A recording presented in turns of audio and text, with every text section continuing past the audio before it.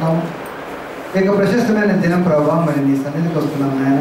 మరి నిజంగా your hour heavenly father, యెహోవా మా తండ్రి కాడ, యేసు మా అన్న కాడ. నిజమే ప్రభా, ఈ ఉదయకాలం తండ్రి నిజంగా యువర్ గాడ్ ఆఫ్ రిలేషన్షిప్ ప్రభా. నిజంగా మాతో సహవాసం కోరుకున్న దేవుడు కనుక ఈ ఉదయకాలం మీ సన్నిధికి వస్తున్నాము.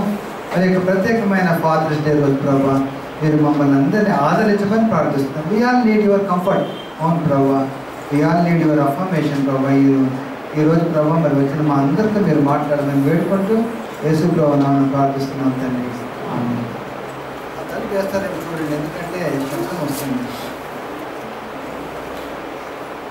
చాలా మనందరికి తెలిసింది ఈరోజు మనము ఇక్కడ ఇచ్చారు కదా, లూకా సువార్త 15వ అధ్యాయము. ఈ పోర్షన్ తెలియని వాళ్ళు ఇక్కడ ఎవ్వరు ఉండరు. లూకా సువార్త 15వ అధ్యాయము 11వ వచనం నుంచి 31 చివరి దాకా ఎవరన్నా చదువుతారా? మరియు ఆయన ఇట్లా నేను ఒక మనుషునికి 2 కుమారులుండ్రి. వారిలో చిన్నవాడు తండ్రి ఆస్తిలో నాకు వచ్చు భాగం ఇమ్మని తన తండ్రిని అడుగగా అతడు వారికి తన ఆస్తిని పంచిపెట్టాను. కొన్ని దినములైన తర్వాత ఆ చిన్న కుమారుడు సమస్తమును కూర్చుకొని దూరదేశమునకు ప్రయాణమైపోయి అచ్చట తన ఆస్తిని దుర్వ్యాపారముల వల్ల పాడు చేసెను. అదంతయు ఖర్చు చేసిన తరువాత ఆ దేశమందు గొప్ప కరువు రాగా వాడు ఇబ్బంది పడసాగి వెళ్ళి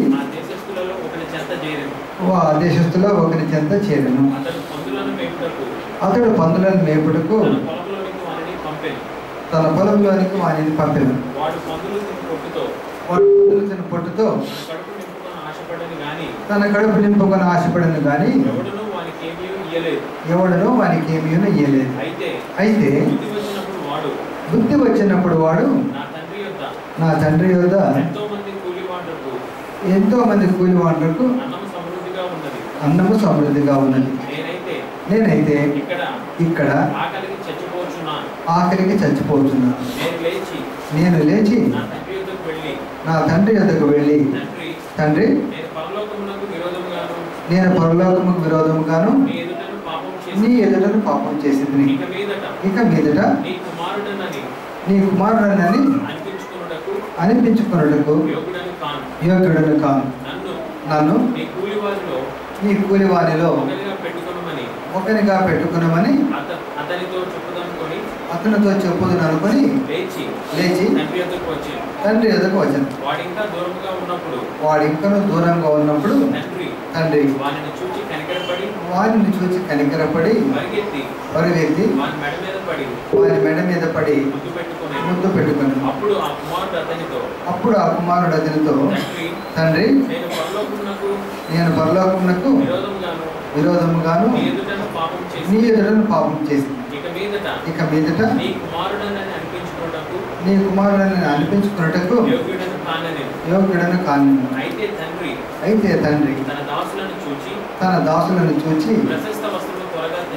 ప్రశస్త వస్త్రం త్వరగా తెచ్చి వీరికి కట్టి వీరి చేతికి ఉంగరము పెట్టి పాదములకు చెప్పులు తొడిగించుడి. క్రొవ్విన దూడను తెచ్చి వధించుడి. మనము తిని సంతోషపడదు. ఈయన కుమారుడు చనిపోయి మరలా బ్రతికెను, తప్పిపోయి దొరికినని చెప్పాను. అంతటా వారు సంతోషపడసాగి అప్పుడు అతని పెద్ద కుమారుడు పొలంలో ఉండెను. వాడు పొలం నుండి వచ్చుచు ఇంటి దగ్గరికి రాగా వాయిద్యములను నాట్యములను జరుగుడు విని దాసులలో ఒకరిని పిలిచి ఇవి ఏమిటని అడుగగా ఆ దాసుడు అతనితో నీ తమ్ముడు వచ్చి ఉన్నాడు, అతడు తన యొద్దకు సురక్షితంగా వచ్చినందున నీ తండ్రి క్రొవ్విన దూడను వధించినని. అయితే అతడు కోపపడి లోపలికి వెళ్ళలేకపోయింది కనుక అతని తండ్రి వెలుపలికి వచ్చి లోపలికి రమ్మని బతిమాలుకొని అందుకతడు తన తండ్రితో ఇదిగో ఇన్నేళ్ల నుండి నిన్ను సేవించుతున్నానే నీ ఆజ్ఞను నేను ఎన్నడూ మీరలేదే అయినను నా స్నేహితులతో సంతోషపడినట్లు నీవు నాకెన్నడను ఒక్క మేక పిల్లనైనా ఇయ్యలేదు. అయితే నీ ఆస్తిని వేశ్యలతో తినివేసి ఈ నీ కుమారుడు రాగానే వీరి కొరకు కొవ్విన దూడను వధించుమని చెప్పాను. అందుకతడు కుమారుడా నీవెల్లప్పుడూ నాతో కూడా ఉన్నావు, నావన్నీ నీవి, మనము సంతోషపడి ఆనందించుట యుక్తమే. ఈ నీ తమ్ముడు చనిపోయి తిరిగి బ్రతికెను, తప్పిపోయి దొరికినని అతనితో చెప్పాను. చాలా బ్యూటిఫుల్ స్టోరీ కదా. ఇది రాసింది లూక్. కాకపోతే ఈ చివర ముగింపు అసందిగ్ధంగా ఉంది కదా. అంటే ఇది పూర్తిగా కాలే. అంటే ఈ పెద్ద కుమారుడు లోపలికి పోయినాడా అట్టి చెట్టు వెళ్ళిపోయినాడా మనకు తెలియదు. ఇది అన్ఫినిష్డ్, ఆల్మోస్ట్ లైక్ ఈ యోనా కథలాగా అనమాట. యోనా కూడా కోపంతో ఉన్నాడు, దేవుడు ఒక మాట చెప్పాడు, మరి యోనా మళ్ళీ మారాడలేదో కూడా ఆల్మోస్ట్ ఇది కూడా ఆ నోట్లో ఎండ్ అయింది. ఈ కథ యొక్క బ్యాక్గ్రౌండ్ ఏంటంటే యేసు ప్రభు దగ్గర ఈ యొక్క పాపులు ఇటువంటి వాళ్ళందరూ కూర్చొని ఉన్నప్పుడు వాళ్ళకి బోధ చేస్తుంటే ఈ పరిచయాలు సొనుక్కుంటున్నారంట మనసులో. ఏమనుకుంటున్నారంటే ఏంటి ఈయన ఇటువంటి వాళ్ళతో ఎప్పుడు ఫ్రెండ్షిప్ చేస్తాడే అని అనుకుంటున్న టైంలో యేసు ప్రభు వాళ్ళకు 3 ఉదాహరణలు చెప్పాడు అనమాట. దేవుని యొక్క ప్రేమ, హౌ గాడ్ ట్రీట్స్ పీపుల్. దేవుడు మనుషులను, తండ్రి అయిన దేవుడు మనుషులను ఎలా చూస్తాడు, ఎలా ట్రీట్ చేస్తాడు అని చెప్పి వాళ్ళకి అర్థమవడానికి ఒక 3 ఉదాహరణలు చెప్పాడు. మొట్టమొదటిగా ఒక గొర్రెల కాపరి దగ్గర 100 గొర్రెలు ఉంటే 99 ఒకటి తప్పిపోయింది. ఆయన ఏం చేస్తాడంటే ఈ 99 ఒక చోట పెట్టి తప్పిపోయిన ఒక్క దాని కొరకు వెళ్తాడనమాట. కొన్నిసార్లు అనిపించచ్చు కదా, ఒకటి పోతే ఇక్కడ 99 పెట్టుకొని మరి ఇవి పోతే కష్టం కదా అని అనుకోకుండా ఆయన తప్పిపోయిన ఆ గొర్రె కొరకు వెళ్ళాడు. ఇక్కడ ఏమైందంటే ఈ తండ్రి ప్రేమ ఎట్లుందంటే తప్పిపోయిన గొర్రె వెంబడి వెళ్ళాడు అనమాట. నెక్స్ట్ ఉదాహరణ ఏంటంటే ఒక ఆమెకు 10 నాణ్యాలు ఉంటే ఒకటి పోగొట్టుకునింది, ఆమె కూడా వెళ్ళి వెతికి తీసుకొని వచ్చిందనమాట.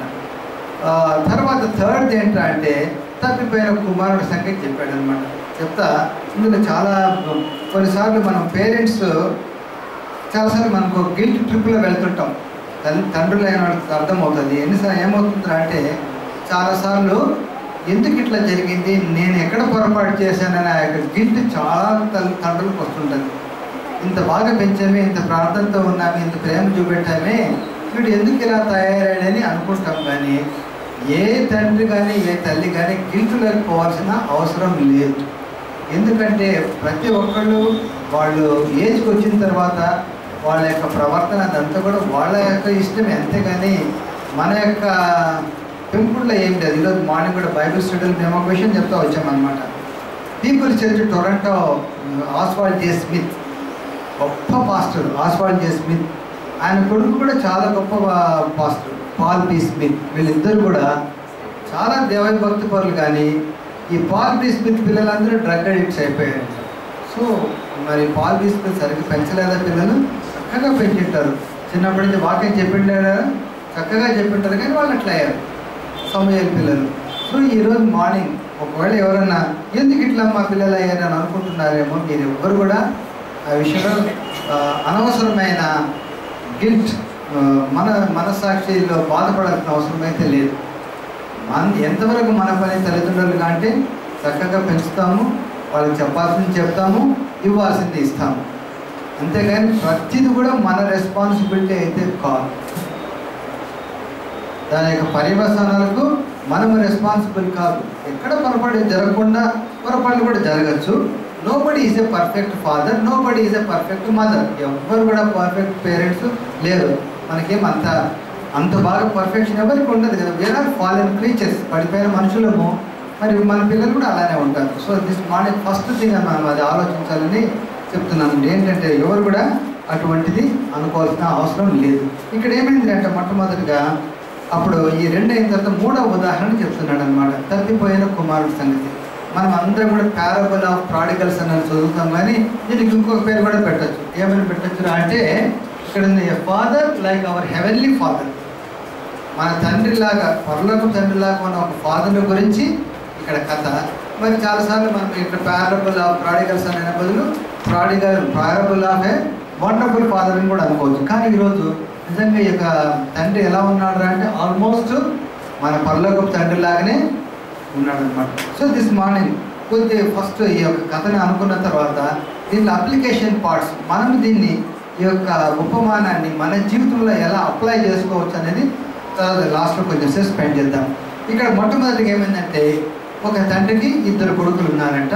2 కొడుకులు అంటే చాలామంది తెలిసిందే, ఇందులో ఏం పెద్ద కొత్తవి ఏమి ఉండవు, కానీ తెలిసినవి కూడా మళ్ళీ అప్పుడప్పుడు వినడం చాలా బాగుంటుంది. తెలిసినవి కూడా అప్పుడప్పుడు వినడం. అందుకే పీటర్ లెటర్లో కూడా రాస్తాడు, మీకు తెలియదు ఏం నేను రాయట్లేదు కానీ మళ్ళా రాస్తున్నాను, ఎందుకంటే మీరు సరిగా ఆలోచించాలని నా ఉద్దేశం అని. సో ఇక్కడ ఏమంటున్నాడు అంటే ఒక మనుషుడికి 2 కుమారులు, పెద్ద కొడుకు చిన్న కొడుకు.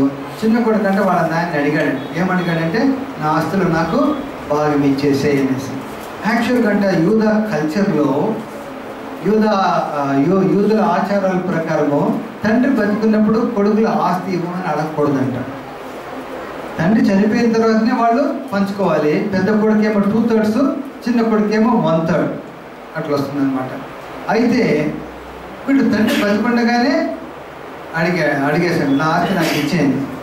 ఒక ఆయన ఏమని చెప్పంటే, నాకు ఒకవేళ ఇట్లాగానే అయితే ఊరిలో వాళ్ళకి కానీ తెలిస్తే ఇట్లా చిన్న కొడుకు తండ్రి బతుకుండగానే నా ఆస్తి పంచేయమని చెప్తేనంట వాడిని రాళ్లతో కొట్టి చంపొచ్చంటాడు.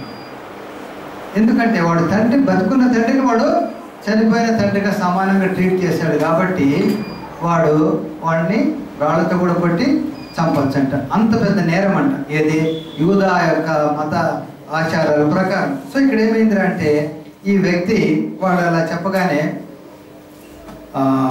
తండ్రి ఏం చేశాడు, ఏం ఆపలేదు, అడగగానే పంచిచ్చాడు. ఐ థింక్ మన కల్చర్లో కొంచెం తక్కువగానే sometimes it is better to treat our children as adults.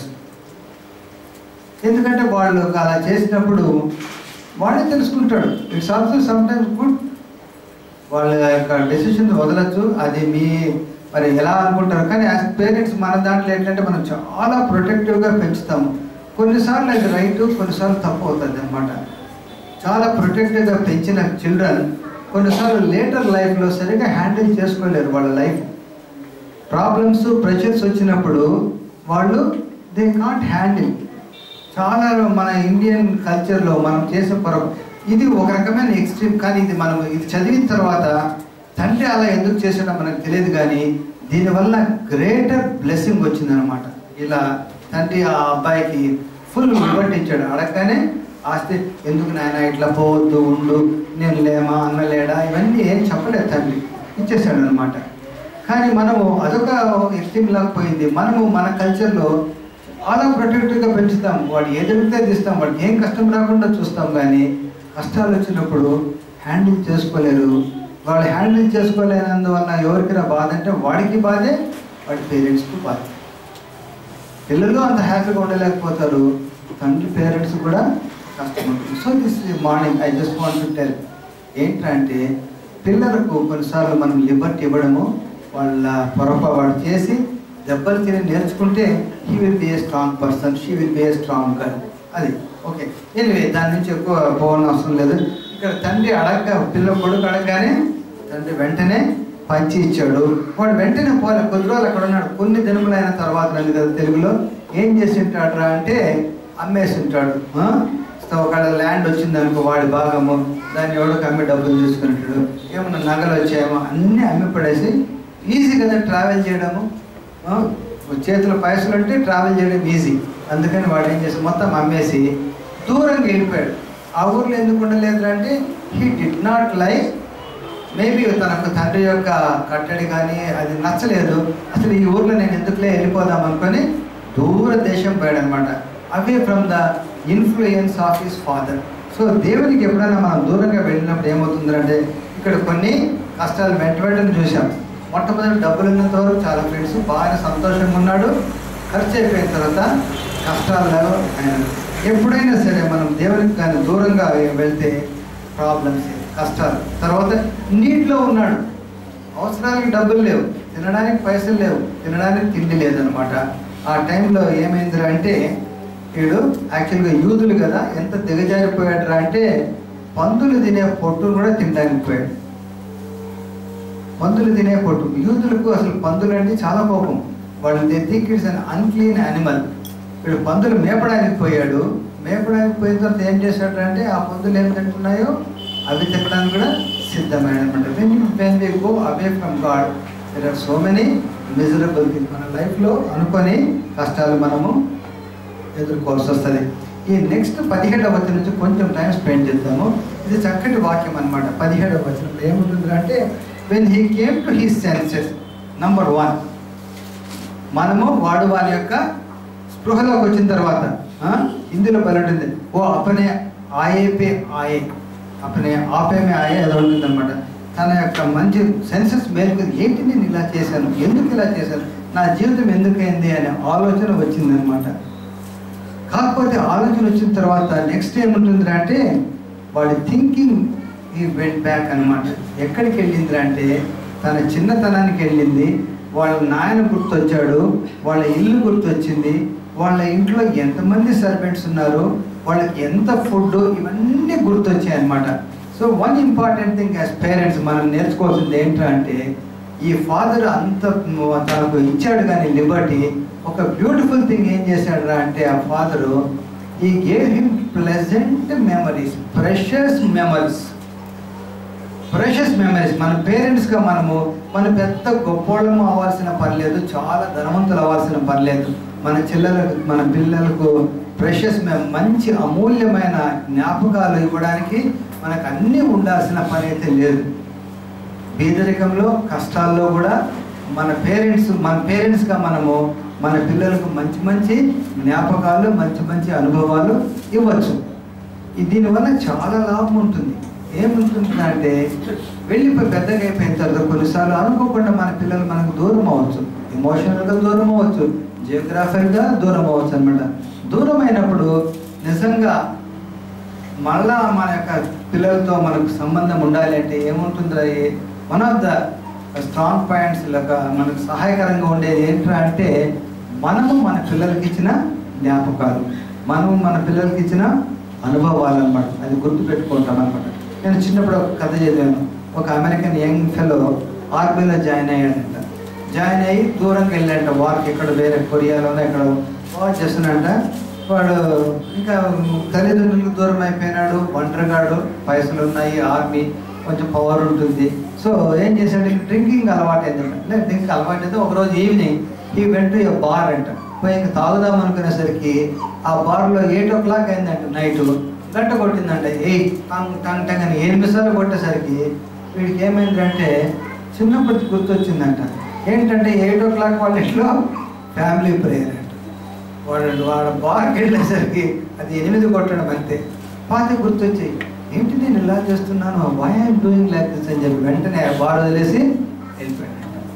So జ్ఞాపకాలు, what kind of home we're giving to our children, that's the thing అనమాట. యాజ్ పేరెంట్స్ మన పిల్లలకు మనం ఎటువంటి ఇల్లు ఇస్తున్నాం అనమాట. కొంతమంది చాలా బీదగా ఉంటారు కానీ ఎంత బాగుంటారో ఫ్యామిలీస్, బికాస్ ఆ పేరెంట్స్ ఆ బీదరికమో ఆ కష్టాలు, యాక్చువల్లీ నేను అనుకుంటే కొద్దిగా కష్టాలు ఉండడం కూడా చాలా అవసరం అనిపిస్తుంది. ఎందుకంటే కష్టాలు ఉన్నప్పుడు అందరూ తల్లిదండ్రులు పిల్లలు అందరూ ఆ కష్టాలు దాంట్లో పార్టిసిపేట్ చేసినప్పుడు ఏమవుతుందిరా అంటే యూ గ్రో క్లోజర్. మా మదర్ చిన్నగా ఉన్నప్పుడు she was transferred from Kurnool to ఒంగోలుకి వెళ్ళాను. ఒంగోలుకి వెళ్తే ఏమైందిరా అంటే ఆ టైంలో ఎల్పీసీ అని ఉంటుంది, నాకు మర్చిపోయిన ఎల్పీసీ అంటే ఏంటో ఎక్స్పాన్షన్ నాకు తెలియదు. లాస్ట్ పే సర్టిఫికేట్, ఆ లాస్ట్ పే సర్టిఫికేట్ కర్నూలు నుంచి ఒంగోలుకు రావాలి. అవి రావు, చాలా లేట్ అవుతుంది అనమాట. 3 నెలలు పడుతుంది కొన్నిసార్లు. సో కొత్త ఊరికి వెళ్ళింది, చాలామంది పిల్లలు, మేము 7 మందిని. అప్పుడే కొంతమంది కాలేజీల్లో అట్టట్లు ఉన్నారనమాట. ఇంకో మీరు ఊహించుకోవచ్చు మా ఇంటి పరిస్థితి ఎలా ఉంటుందో. Very very miserable days, I can tell you. అంత కష్టమైనది ఇది అనమాట. నాకు ఇప్పటికి కూడా ఆ ఒంగోలులో మేము పడిన కష్టం నాకు చాలా గుర్తు. Why I'm telling you this అంటే, మనకు చాలా పైసలు ఉంటే పిల్లోడికి ఏది అడిగితే ఇస్తే వాడు చాలా హ్యాపీగా ఉండి మా డాడీ ఏది అడిగినా అది ఇచ్చేవాడు. అది కాదు, కష్టాల్లో కూడా హౌ మా మదర్, మా ఫాదర్ ఎట్లా హ్యాండిల్ చేశారు, ఎట్లా మమ్మల్ని పెంచారని కానీ గుర్తుపెట్టుకుంటే that would be more meaningful. So what kind of home we're giving, what kind of memories we're giving to our children. వాడు పెద్దగా అయినప్పుడు అవి గుర్తొస్తాయి. ఇక్కడ వాడు సెన్సెస్లోకి వచ్చాడు, నాకేంటి ఇట్లుంది నా పరిస్థితి, వాడికి కానీ ఈ మెమరీస్ గుర్తు రాకపోతే ఏమైంటే తెలుసా, వాడు ఇంకో ఊరికి పోదాం అనుకుంటాడు.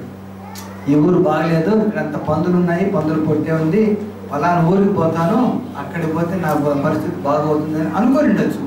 కానీ వాడు అనుకోలేదు. నిజంగా ఏమైందిరా అంటే, వాళ్ళ ఇల్లు గుర్తొచ్చింది, వాళ్ళ నాయన గుర్తొచ్చాడు, వాళ్ళ నాయన వాళ్ళ సర్వెంట్స్ని ఎట్లా ట్రీట్ చేస్తాడో గుర్తొచ్చాడు.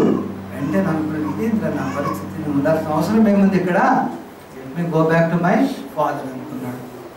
అనుకొని ఇంటికి బయలుదేరి అంతలో డైలాగ్స్ రిహార్సల్ చేశాడు. ఏమని చేశాడు, తండ్రి నేను పరలోకానికి విరోధంగా పాపం చేశాను, నీ ఎదుట కూడా పాపం చేశాను, నేను నీ కొడుకుగా అనిపించుకోవడానికి నాకు అర్హత లేదు, నేను నీ పని వాళ్ళలో ఒకటిగా ఉంటానని. యాక్చువల్గా ఇది తెలుగులో ఊరికంటే పని వాళ్ళలో ఉంది, కానీ ఇంగ్లీష్లో కానీ చూస్తే ఏంటంటే అక్కడ యూదులకు 2 kinds ఆఫ్ సర్వెంట్స్ ఉండేవాళ్ళు అంటే ఆ టైం. ఒకళ్ళేమో ఇంట్లోనే ఉంటారు, వాళ్ళు ఆల్మోస్ట్ లైక్ ఫ్యామిలీ మెంబర్స్ లాగా ఉంటారు, ఇంట్లోనే ఉంటారు. కొంతమంది ఏంటంటే పొద్దున్నే వచ్చి సాయంత్రం దాకా పనిచేసి పైసలు తీసుకొని పోతారు. 2 kinds ఆఫ్ సర్వెంట్. వీడేమనుకున్నాడు వాళ్ళ ఆయనతో, ఇంట్లో ఉండే సర్వెంట్గా అనుకోలేదు, నేను ఇంట్లో కూడా కష్టము, నేను బయట ఉంటాను, బయట ఉండి పొద్దున్న వచ్చి పని చేసుకొని పోతానని, ఆ టైప్ ఆఫ్ సర్వెంట్గా ఉంటానని చెప్దామనుకున్నాడు. అనుకొని వస్తా ఉన్నాడు. మీరు కానీ చూస్తే అంతకుముందు గొర్రె పిల్లలు తప్పిపోయినప్పుడు గొర్రెల యజమాని ఏం చేశాడు, హీ ఆల్సో లైక్ ఫాదర్, అంతే కదా, షెపర్డ్. పోయినాడు గొర్రెలు వెంబడి, ఆ ఒక్క గొర్రె కొరకు పోయాడు. ఇక్కడ తండ్రి పోలే,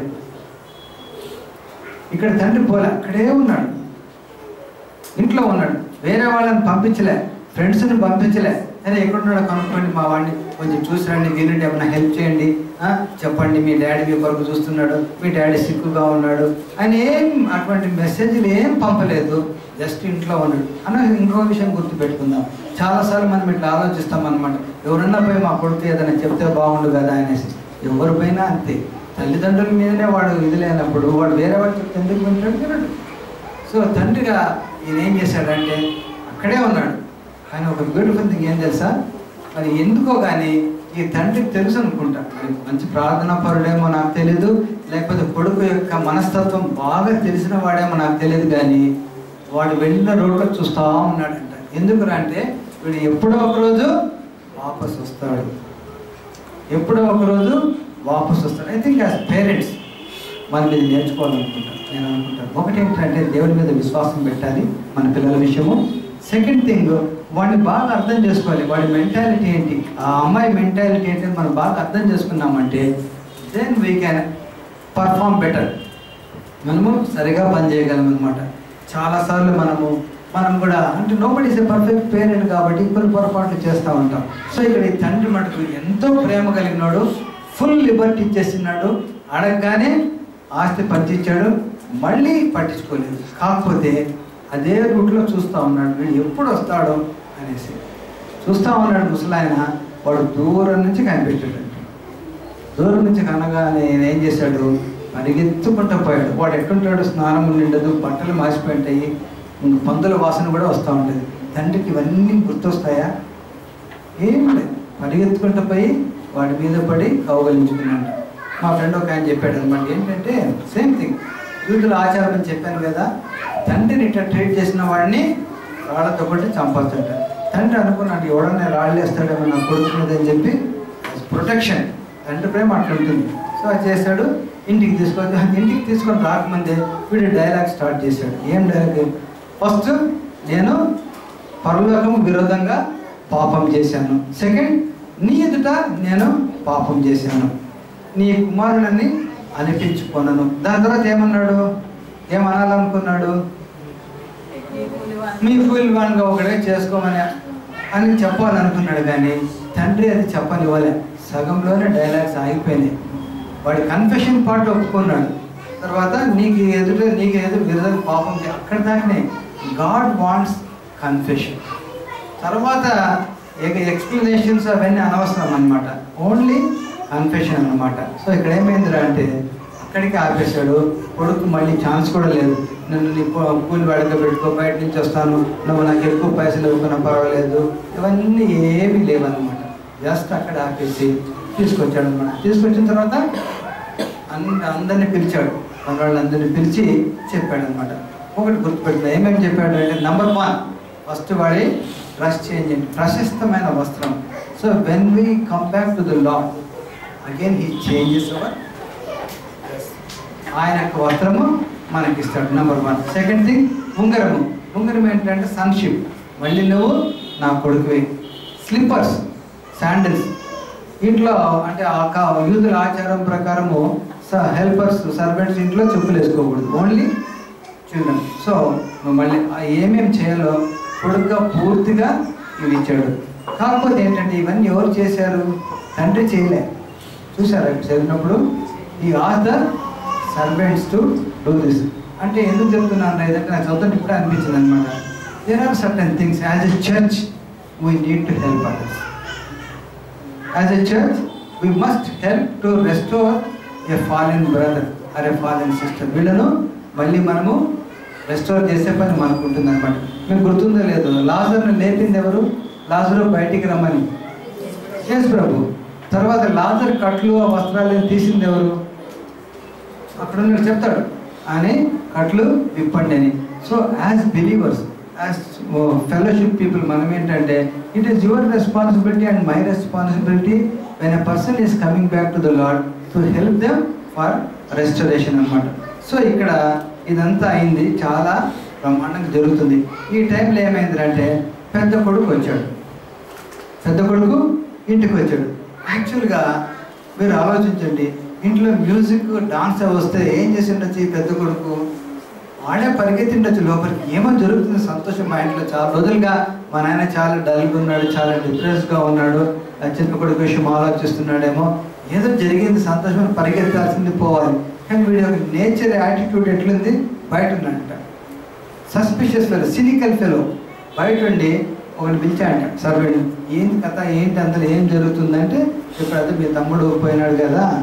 ఓ ఒకసారి దీనికంటే ముందు తండ్రి ఒక 2 డైలాగ్స్ చెప్పాడు. ఏమని అంటే, హెల్పర్స్కు, ఈ నా కొడుకు చనిపోయి బ్రతికాడు, తప్పిపోయి దొరికాడు. నాకు నిజంగా ఈ 2 అనుకున్నప్పుడు అసలు ఎందుకు చెప్పాడు చనిపోయి బతకడం అంటే, వాళ్ళ తండ్రి ఆల్మోస్ట్ అంటే అనుకున్నాడు, నేను వీడిని చనిపోయినాడా అనుకున్నాడు. తప్పిపోవడం నాకు నిజంగా అప్పుడప్పుడు తప్పిపోయిన పిల్లల సంగతి చదివితే నాకు బలెదుగులు అనిపిస్తుంది. తప్పిపోయిన పిల్లల సంగతి చదివితే పాపము అంటే కొన్నిసార్లు చనిపోయిన కొద్దిగా మనము కొంచెము భరించచ్చేమో అనిపిస్తుంది. నేను ఊహిస్తాను అటు, maybe I'm right or wrong, I don't know. తప్పిపోయినారంటే నాకు అసలు భలే కష్టం అనిపిస్తుంది. పాపం ఎంత రోజు వెయిట్ చేస్తుంటారు, రోజు బాధే కదా. తప్పిపోవడం అనేది చాలా హారిబుల్. సో ఈ ఫాదర్ ఈ was experiencing both the pains అనమాట. ఏంటంటే ఆల్మోస్ట్ చనిపోయినాడని అనుకున్నాడు, తప్పిపోయాడని అనుకున్నాడు. 2 ఒకేసారి తనకు ఫుల్ కంఫర్ట్ అనమాట.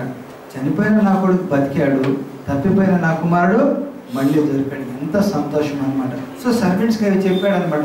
So God feels same thing about me and about you. When we stray from our path he feel so bad about us. కానీ ఎప్పుడైతే మనం తిరిగి వస్తామో ఇంత ఫీల్ అవుతాడు అనమాట. నేను వీడు చనిపోయాడు అనుకున్నాను, బతికాడు. తప్పిపోయాడు, వీడు నాకు దొరకడు, ఎక్కడికి వెళ్ళిపోయినాడు అనుకున్నాను, కానీ దొరికాడు అనేసి అనమాట. సో అన్న తర్వాత ఈ హెల్పర్స్ పెద్ద కొడుకు వచ్చాడు. వాడు రమ్మంటే వాడు రాడు, లోపల నుంచి రాబడి అని బయటించాడు అన్నాడు. ఏంటి కనుక్కుంటే వాడు చెప్తాడనమాట, మీ తమ్ముడు వచ్చాడు, ఇంక మీ నాయన చాలా హ్యాపీగా ఉన్నాడు, అందుకని ఇవన్నీ చేశాడు, స్పెషల్ అకేషన్ పెట్టిన దూడను కూడా కట్ చేశారు అంతా చెప్పిన తర్వాత వీడు లోపలికి కూడా రాలి. He didn't want to go inside. So వాళ్ళ డాడీ వచ్చాడు అనమాట. వచ్చి బయట ఇక్కడ చూసారా, పెద్ద చిన్న కొడుకు తప్పిపోయినప్పుడు అంత ప్రేమ గల తండ్రి పోలే. హీ నీడెడ్, యాక్చువల్గా చెప్పాలంటే కదా, అవసరం.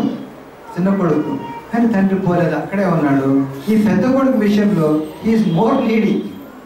చిన్న కొడుకు కంటే పెద్ద కొడుకు ఇంకా అవసరంలో ఉన్నాడు. అందుకని తండ్రి బయటకు వచ్చాడు అనమాట. వచ్చి తనతో మాట్లాడుతున్నప్పుడు మీరు కానీ చూస్తే ఈ పెద్ద కొడుకు నో రిలేషన్షిప్ మాటలు ఒక్కటి కూడా సరిగా మాట్లాడలేదు. ఏమన్నాడు?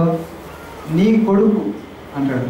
వాడు నా తమ్ముడని అనుకోలేదు. యాక్చువల్గా చెప్పాలంటే నిజమైన బ్రదర్ అంటే వాడు తమ్ముడు వెళ్ళిపోగానే కొద్ది రోజులు రాకపోతే వాళ్ళ నాయనకి చెప్పకుండా డాడీ నేను వెళ్ళి చూస్తాను కనుక్కుంటానని పోవాలి.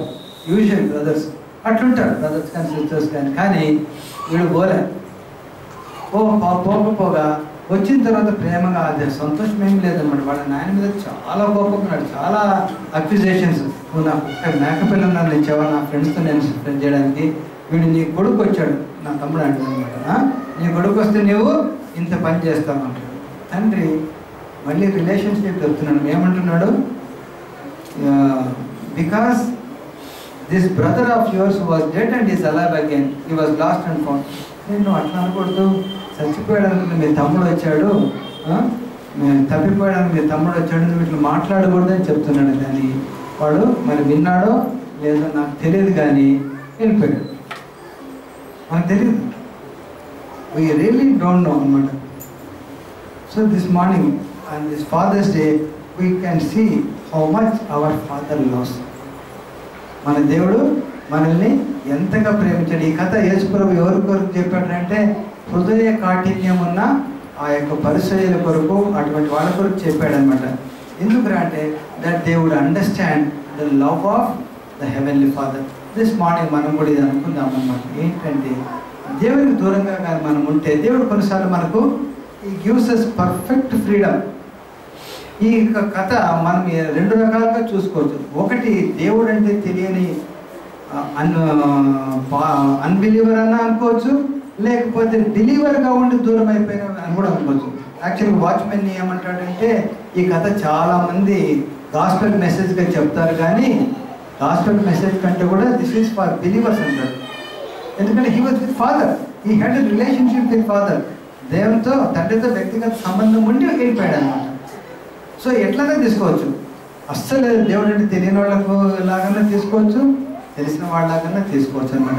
కానీ దేవుని ప్రేమ అందరి పట్ల ఒకటే. బిలీవర్ పట్ల ఎంత ఉంటుందో అన్బిలీవర్ పట్ల అంతే, అన్బిలీవర్ పట్ల ఎంత ఉంటుందో బిలీవర్ పట్ల కూడా దేవుని యొక్క ప్రేమ అంతే అనమాట. సో దూరంగా వెళ్ళిపోయిన తర్వాత పడే కష్టాలు, ఆ నీడు, ఆ యొక్క హ్యూమిలియేషను, అవమానాలు, ఇవన్నీ ఈ యొక్క చిన్న కుమారుడు అనుభవించాడు అనమాట. God gives us freedom to make choices. It is up to us. నేను చేసుకున్న చాయిస్ రైటా కాదా అనేసి. మీరు కానీ కీర్తనలో చదివితే అందులో ఒక మాట ఉంటుంది, God gave them food but sent leanness into their souls.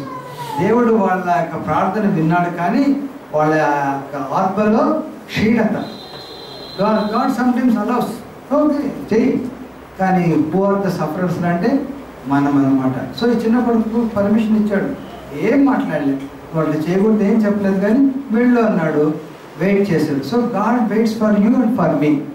మనం ఎట్లా దారి వెళ్ళామో అక్కడ తను ప్రేమగా వెయిట్ చేస్తాడు. మనం కానీ ఒక స్టెప్ తీసుకుంటే మళ్ళీ ఆయన సో మెనీ స్టెప్స్. వాడు దూరంగా ఉన్నప్పుడే తండ్రి పరిగెత్తాడు. This is the way God deals with us. So this morning let us encourage ourselves on this Father's Day.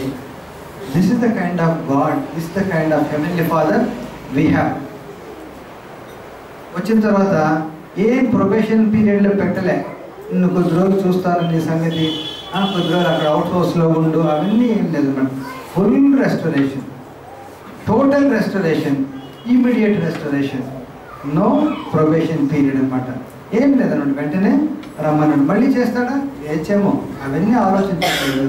ఆ టైంలో కొడుకు వాపసు వచ్చాడు, ఫుల్ రెస్టరేషన్ అనమాట.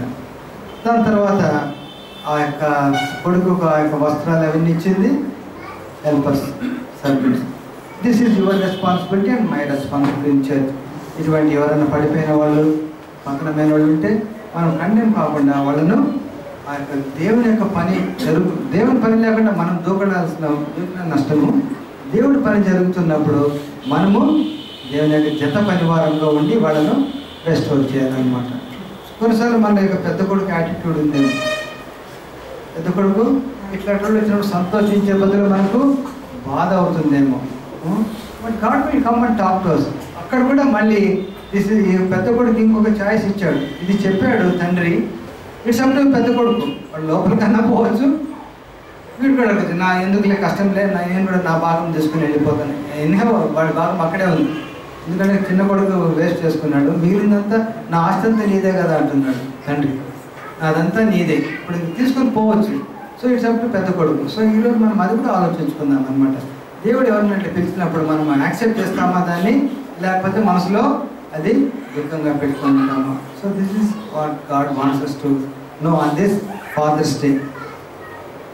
Very simple thing. కానీ మళ్ళీ ఒకసారి మనం దేవుని యొక్క ప్రేమను గుర్తు చేసుకుందాం. మన చాయిసెస్, మన యొక్క యాటిట్యూడ్స్ దేవుడి నుంచి మనల్ని ఎంత దూరపరుస్తున్నాయో గుర్తుపెట్టుకుందాం. దేవుని దగ్గరికి మళ్ళీ వెళ్దాం. Today is a great day. ఒకవేళ మళ్ళీ మనం దేవుని దగ్గరికి పోవాలనుకుంటే ఇస్ ద రైట్ డే. ఈరోజు on father's day, remembering father's love.